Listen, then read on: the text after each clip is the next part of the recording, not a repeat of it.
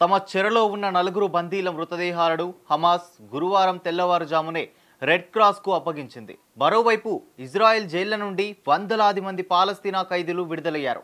మరికొద్ది రోజుల్లో కాల్పుల విరమణ ఒప్పందం కూడా ముగియనుంది. మొదటి దఫా కాల్పుల విరమణ ఒప్పందంలో భాగంగా ఇరు పక్షాలు నిబంధనలకు అనుగుణంగా తమ విధులను నిర్వర్తించాల్సి ఉంది.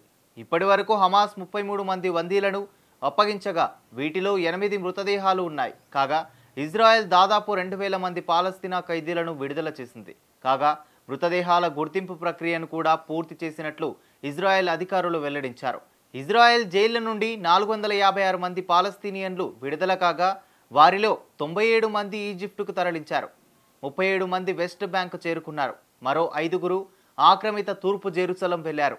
24 మంది చిన్నారులతో సహా మరికొంతమంది ఇంకా విడుదల కావాల్సి ఉందని, వారి విడుదల ప్రక్రియలో ఇజ్రాయెల్ కావాలనే జాప్యం చేసిందని హమాస్ విమర్శించింది. కాల్పుల విరమణ ఒప్పందం అమల్లో ఉన్నప్పటికీ గత 48 గంటల్లో గాజా ఆసుపత్రులకు 17 మృతదేహాలు వచ్చాయి. 19 మంది గాయపడిన వారు చికిత్స పొందారని పాలస్తీనా ఆరోగ్య శాఖ వర్గాలు తెలిపాయి.